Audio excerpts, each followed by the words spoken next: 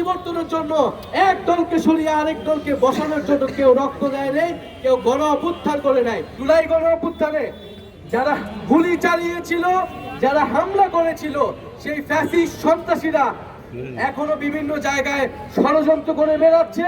যে জুলাই গণহত্যা সহ গত 16 বছরে যত অপকর্ম রয়েছে, এই খুনি হাসিনা এবং এই আওয়ামী লীগ, স্বৈরাচারী আওয়ামী লীগ, তাদের বিচার অবশ্যই এই বাংলার মাটিতে হতে হবে। শহীদরা রক্ত দিয়েছে, প্রয়োজনে আমরা আবারও প্রয়োজন হলে আমরা আমাদের নিজের রক্ত দিব, কিন্তু জুলাই গণঅভ্যুত্থানের পথেই এই বাংলাদেশকে চলতে হবে।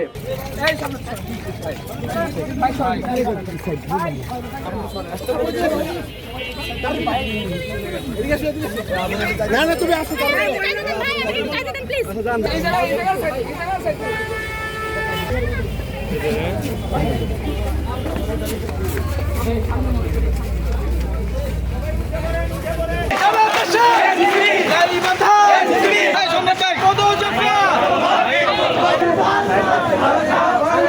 জাতীয় নাগরিক পার্টি এনসিপির পক্ষ থেকে জানাই এই জুলাই মাসের রক্তিম শুভেচ্ছা। আজকে জুলাইয়ের 1 তারিখ, এই দিন থেকে জুলাই গণ অভ্যুত্থানের যাত্রা শুরু হয়েছিল।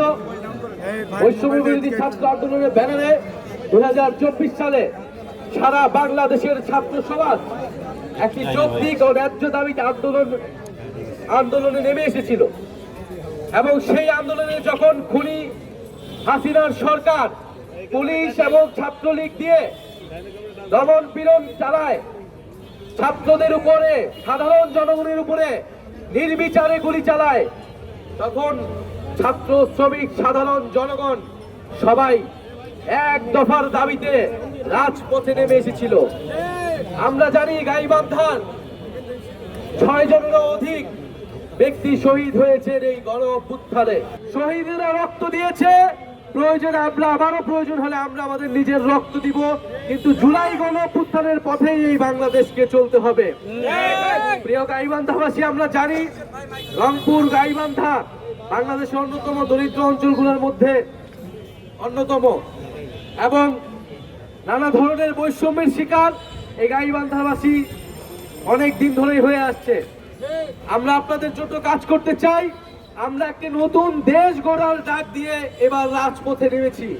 2024 সালে আমরা শেখ হাসিনাকে উৎখাত করার জন্য রাজপথে নেমেছিলাম। এখন আমাদের উৎখাত হয়েছে, পতন হয়েছে, কিন্তু নতুন দেশ এখনো গঠন হয়নি।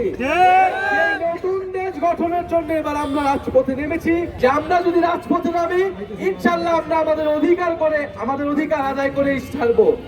সর্বশেষ বলবো যে জুলাই গণ অভ্যুত্থানে যারা গুলি চালিয়েছিল, যারা হামলা করেছিল, সেই ফ্যাসিস্ট সন্ত্রাসীরা এখনো বিভিন্ন জায়গায় ষড়যন্ত্র করে বেড়াচ্ছে, দেশের বাইরে ভারত থেকে ষড়যন্ত্র করে বেড়াচ্ছে দেশের বিরুদ্ধে।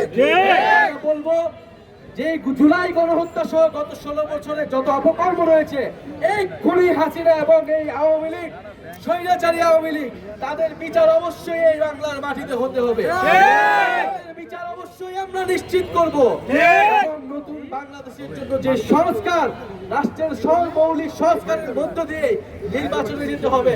শুধুমাত্র ক্ষমতার পরিবর্তনের জন্য এক দলকে সরিয়ে আরেক দলকে বসানোর জন্য কেউ রক্ত দেয় নাই, কেউ গণ অভ্যুত্থান করে নাই। এই নতুন বাংলাদেশে আমরা চাঁদাবাজি, দুর্নীতি, লুটপাট, দখলদারিত্বের আর কোনো সুযোগ দিব না। ইনশাল্লাহ আপনারা আমরা একসাথে মিলে এই দেশ গড়ার যেই ডাক দিয়েছি, সেই দেশ গড়ে আমরা আবার ঘরে ফিরব।